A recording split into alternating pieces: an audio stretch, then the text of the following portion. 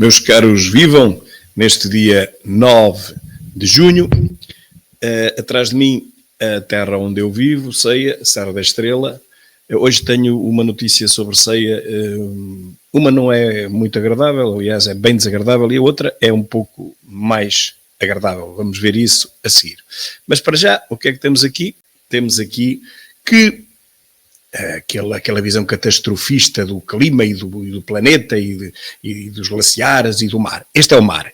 Em 50 anos, diz a SIC Notícias, falida, Portugal perdeu para o mar o equivalente a 1.300 campos de futebol. Claro que isto é tudo, tem a ver, não é hectares, é campos de futebol, que é para ser mais facilmente perceptível pelo povo que não gosta muito de matemática. Aliás, os próprios jornalecos fugiram todos de matemática como o diabo da cruz.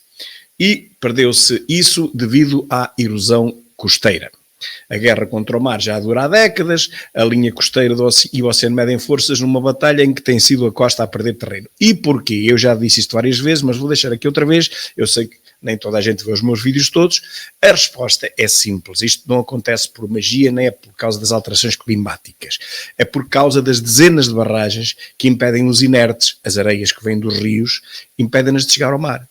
Batem no primeiro pardão, depois algumas ainda vão no troço seguinte e batem no segundo pardão, e depois algumas ainda vão e batem no terceiro pardão, e quer dizer que não chega nada ao mar. Ao fim de 40, 50 anos de barragens, o mar, com as suas marés vivas de inverno, que são marés vivas, sempre foram, resgata a areia da praia e da foz. A foz deixou de constituir uma barreira natural às marés vivas, deixou de constituir porque não traz inertes, ficou sem inertes, portanto não traz nada para o mar, não é? Para a costa. Ora, o que é que acontece? Aqui está uma das poucas áreas em que o homem estraga o ambiente e muda a geografia. Barragens após barragens, as areias não chegam à foz, claro que o mar galga de inverno e não há nada para repor. O paradão natural, que seriam os inertes que vêm dos rios, deixou de existir há 40, 50 anos, e agora se vê que todos os anos é preciso meter areia artificial na praia. A família Amarone, vamos ouvir um pouco. Mais um concurso de aluguer de helicópteros para combate a incêndios. A notícia foi avançada pelo Correio da Manhã e levou o Governo a emitir um comunicado onde sublinha que a decisão não foi do Executivo, mas da Força Aérea. O contrato de 11.906.290 euros foi publicado no portal Base na passada quinta-feira. É o segundo entre a Força Aérea Portuguesa e a Gesticopter Operations. A 8 de maio, 4 helicópteros por pouco mais de 16.300.000 euros. Isto é um aluguer, não é compra. Agora, o aluguer de mais 2 aeronaves. No último concurso público internacional, a empresa ligada ao cunhado e ao irmão do Ministro da Presidência, ó diabo, terá sido o único concorrente. O valor de adjudicação ficou marginalmente abaixo da base do concurso. 880 euros. Um negócio em que a empresa está apostada. É um negócio que deve consolidar em termos europeus. Não existe helicópteros que é para entrega neste momento porque o mercado está a disparar. Mesmo no combate aos fogos nós precisamos de cada vez mais de helicópteros. A reação... Precisávamos era cada vez mais de vigiar as matas, porque assim evitavam-se os incêndios e não eram precisos helicópteros nenhuns. Metiam-se milhões e milhões ao bolso, entre 1.000 milhões e 2.000 milhões, que é quanto nos custa a luta contra os incêndios, ou seja, a luta contra o fogo posto.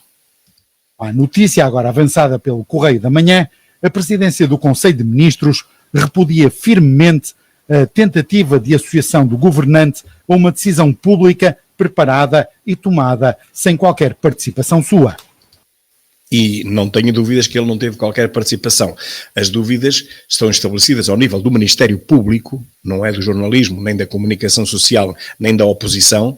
É o Ministério Público que investiga as suspeitas, fundadas suspeitas, de haver aqui algum tipo de informação privilegiada. Reparem que foi o único a concorrer. Todos os anos concorrem 2, 3, 4 empresas e este ano só concorreu uma.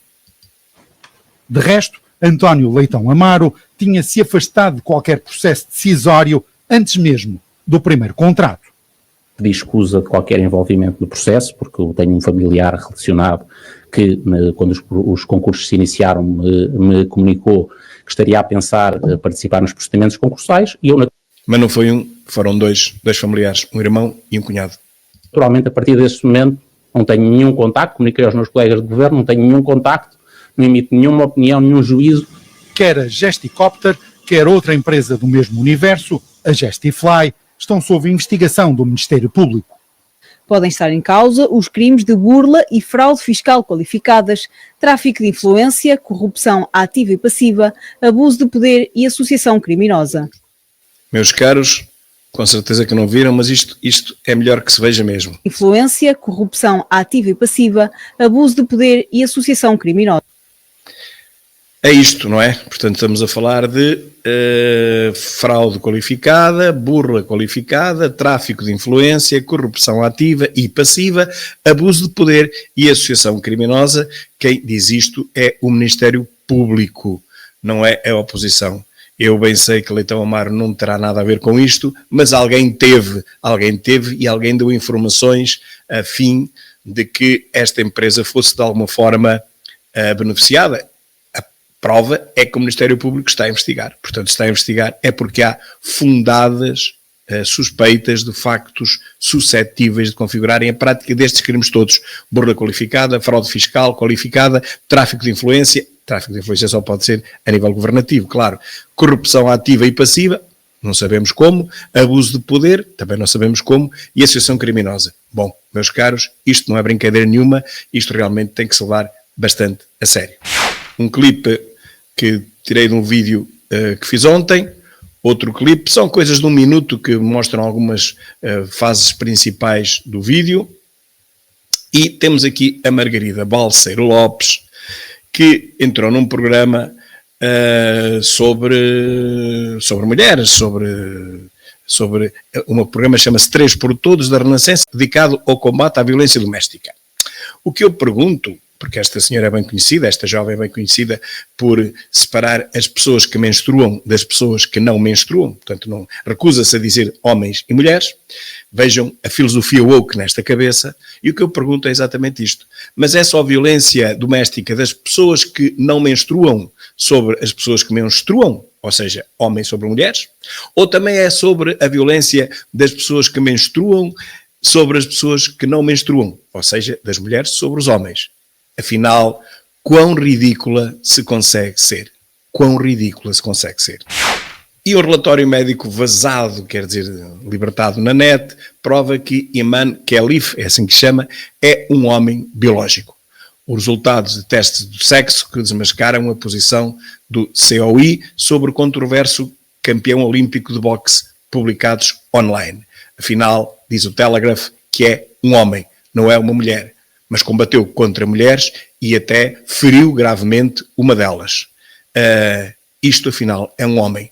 Como é que ficamos? Quem é que vai pagar por isto? Não é o caso de lhe retirarem a medalha ou a taça, isso é o menos. O que eu quero saber é quem é que deixou este homem combater e espancar mulheres em público. Quem foi? Ainda agora falámos na violência doméstica. Isto não é doméstica, mas é violência na mesma. É uma violência no ringue para todo o mundo ver um homem a dizer que é mulher, mas é homem, a espancar mulheres que realmente o são. Quem vai pagar por isto? O Comitê Olímpico vai pagar também por isto? Por este wokeismo miserável e absurdo? Identificados locais mais críticos nos oceanos para reforçar conservação marinha, diz a SIC Notícias. Bom, meus caros, nós não sabemos mesmo nada do que se passa no fundo do mar, que tem uma profundidade média de menos de 4 km. Nem sequer imaginamos o que se passa 12 km abaixo do solo, que tem uma profundidade de mais de 3.100 km até ao centro da Terra. E achamos que somos os cientistas infalíveis do universo. Somos uns perfeitos ignorantes, meus caros, sobre quase tudo o que nos rodeia, mas armados em sábios que tudo compreendem e tudo explicam. Desde as alterações bimbáticas de um clima que não compreendemos, ainda não compreendemos, e que se altera continuamente há 4.500 milhões de anos, e que ainda hoje não conseguimos nem entender o desenvolvimento da sua maior parte das variáveis e muito menos prevê-las. Já que nem os ciclos do Sol, nem as formações das nuvens conseguimos sequer prever, que são apenas as duas principais variáveis que influenciam o clima na Terra. Não as compreendemos. Somos uns meros aprendizes de sapateiro a pensar que somos capazes de dirigir orquestras sinfónicas. Quão poderosa e atrevida é a ignorância. E a primeira notícia sobre ceia, que é muito preocupante, parece que há instabilidade, ou melhor, muita preocupação por parte dos pais das crianças que ali brincam no parque municipal, pois parece, segundo estes relatos, e não é o único, parece que alguns imigrantes, temos que o dizer, porque não são senenses, são imigrantes que há pouco tempo vieram para ceia e que moram em frente, alugaram aqueles prédios todos, parece que estão 20 em cada apartamento, entre 10 e 20, não se sabe ao certo, ninguém lá vai ver, não é? E parece que se entretêm a tirar fotografias às crianças que vão para o parque, a segui-las, fixamente olhando para elas durante muito tempo, e isso causa, obviamente, incómodo, causa medo, tanto nas crianças como nos pais. Eu já me disponibilizei, vamos ver a seguir, para ir à GNR com os pais que quiserem fazer queixa desta situação, que nunca aconteceu em ceia, é uma situação nova, porque realmente esta coisa da imigração também é uma situação nova. Nunca houve casos destes. Sim, em tempos houve problemas de droga no fundo do parque. Eu lembro-me bem, eu fui concessionário daquela esplanada durante 2 anos, 2009 e 2010, e havia grupos de jovens que se juntavam lá ao fundo, à meia-noite, 1 da manhã, enfim, a confraternizarem, a beber umas bebidas e a fumarem uns charros. Isso é verdade, toda a gente sabia, mas não se metiam com ninguém, até porque àquela hora não há crianças no parque, meia-noite, 1 da manhã. Nunca houve relatos de haver ali desacatos. Pronto, eles lá consumiam as suas coisas, lá bebiam as suas cervejolas e não aconteceu ali nunca nem sequer zaragatas. Isso foi um caso, e estou a compará-lo, mas não pode ser comparado. Este caso é diferente. São pessoas de origem desconhecida, completamente desconhecidos em ceia, estrangeiros, que vêm para aqui e que estão horas e horas a filmar crianças, a fotografar crianças, a segui-las, a olhar para elas fixamente durante muito tempo. E isso causa realmente desconforto e medo, e eu já me ofereci para ir à GNR fazer queixa juntamente com os pais que me quiserem acompanhar. O candidato presidencial colombiano está em estado crítico após ter sido baleado em ação de campanha. Sabemos que levou vários tiros na nuca. Agora dizem que foi por uma criança de 15 anos. Não sabemos se é verdade, se é mentira. Mas o que eu digo é o seguinte, meus caros. Acusam a direita do discurso de ódio. Mas afinal, é a esquerda quem odeia e quem dispara as balas mortais, porque este é um candidato de direita. Mas assassinatos perpetrados pela esquerda, pelos vistos, meus caros, isso não é ódio. Agora, denunciar a corrupção generalizada na própria esquerda, ao longo, por exemplo, de 50 anos, como no caso de Portugal, isso sim, isso parece que sim, isso é que é o verdadeiro discurso de ódio. Esperamos que este candidato sobreviva, mas a verdade é que este atentado é perpetrado pela esquerda contra a direita. O meu vídeo de ontem, e o Chega já ultrapassou os 70 mil militantes e caminha para ser o maior partido português. Meus caros, quando chegarmos aos 100 mil, seremos de certeza um dos maiores partidos políticos da Europa. Eles falam, tentam denegrir-nos ao máximo, 5, 6 comentecos numa mesa redonda a dizerem mal do Chega, não há um que o defenda, mas o resultado é este. Portanto, eu já o tenho dito e volto a repeti-lo. Continuem, em vez de 5 ou 6 comentecos na RTP3 que ninguém vê, com 0,6% de share, em vez de 5 ou 6, ponham lá 7 ou 8, porque está provado que quanto mais comentecos, opinecos e badamecos disserem mal do Chega e da André Ventura, mais nós crescemos. Muito obrigado, badamecos. E foi ontem que nós fomos campeões, André Ventura diz já está, somos campeões, com alma, raça e coração, fizemos história e mostramos ao mundo o que é ser português. Orgulho nacional, viva Portugal, a pena é que só somos bons no futebol. É muito poucas áreas a seguir, seremos assim tão bons e este povo não vive de futebol, é importante para nós melhorarmos um pouco o nosso ego, termos um certo orgulho em sermos portugueses, mas não é suficiente. O futebol não dá pão a ninguém, a não ser a quem dele vive. Portanto, os portugueses não se devem deixar alienar pelo futebol. Devemos realmente bater palmas, devemos regozijar-nos com a vitória da nossa seleção, mas temos que olhar para a frente e não agora passar 1 mês ou 2 meses a falar nisto e descurar o nosso futuro, ok? Estamos mal no futebol, diz o Lula, mas na política estamos melhor, diz ele em Paris. Bom, o que eu digo é que ele está a referir-se a si próprio e aos amigos. Quando ele diz, na política estamos melhor, é ele e os amigos dele. Porque o povo está pior e cada vez pior, mas é claro, isso não interessa nada. Olhem, pensa ele, quem estiver mal aqui no Brasil, vá para Portugal, né? Vá para Portugal.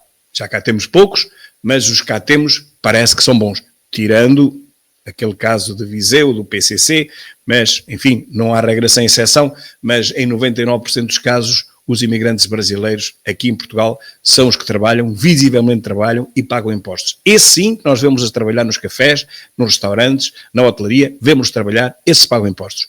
Os outros que vêm lá no Indostão, ninguém sabe. Bolsonaro cresce entre os pobres, como melhor nome para 2026, e Lula cai, aponta esta genial quest. Bom, meus caros, isso não vai ser problema nenhum, porque mesmo que Bolsonaro tenha 80% e Lula terão 20%, o que é certo é que ele será preso antes das eleições e, portanto, não poderá concorrer de maneira nenhuma. Chama-se isto a democracia da esquerda no Brasil e no resto do mundo. Final das Ligas das Nações, Portugal vence Espanha e deverá ficar sem luz a qualquer momento. Isto é uma brincadeira, a imprensa falsa, mas serve para nos recordarmos que ainda há pouco tempo, foi em 28 de abril, não é? Houve o apagão. E o apagão teve origem em Espanha. E nós somos completamente alheios a isso, mas a verdade é que nunca ninguém explicou de onde veio aquele apagão, quais as suas origens, não é verdade? Não se conhecem as causas do apagão e, pelos vistos, parece que não é preciso conhecê-las, senão alguns milhares de bois tinham que ficar no desemprego. E então vale mais não sabermos quais foram as causas do apagão. Mas isso não se admite. Já devíamos todos saber porque é que aquele apagão existiu, até para se evitar futuros apagões. Uma notícia boa, há bocado era má, esta é a boa. O Jornal de Santa Marinha traz esta notícia, que é um super restaurante que vai abrir em Ceia no lugar do outro que já existia, mas que estava fechado já há alguns anos. O novo restaurante de rodízio chinês prepara-se para abrir portas aqui em Ceia durante o mês de junho. O que eu digo é, já que os portugueses não investem nesta terra, vá-se lá saber porquê, ao menos que invistam os estrangeiros. Nada contra, vamos lá, é para pagar impostos, vamos lá. E por falar em Viseu, um antigo líder do PS Viseu está acusado pelo Ministério Público, lá está, uma vez mais, é o Ministério Público que acusa, não somos nós, de 3 crimes, incluindo branqueamento e fraude na obtenção de subsídios. No centro do esquema está um supermercado em Santa Combadão. Aparece isto na CNN Portugal. Antigo deputado do PS recebeu 140 mil euros em subsídios para criar empregos, mas só contratou meia dúzia de pessoas. Bom, eu não acredito, especialmente porque não é do Chega. Se fosse do Chega, dizia logo em cima, Chega, mais uma bronca. Então não querem saber o que aconteceu isto assim, assim, assim. Por acaso aqui na CNN Portugal até põe antigo líder do PS Viseu. Nem sei como, meus caros, eu nem sei como, de certeza que o editor-chefe estava distraído. Não é para se dizer que é do PS. Só é para se falar num partido quando é negativo, quando a notícia é negativa, só é para se falar no partido se ele for o Chega. Se for no PS, nunca é para se falar mal desse partido, ok? E por aqui ficamos neste primeiro vídeo. Um grande abraço e continuação de uma segunda-feira com muito trabalho, mas também muito sol. Obrigadinho e até logo.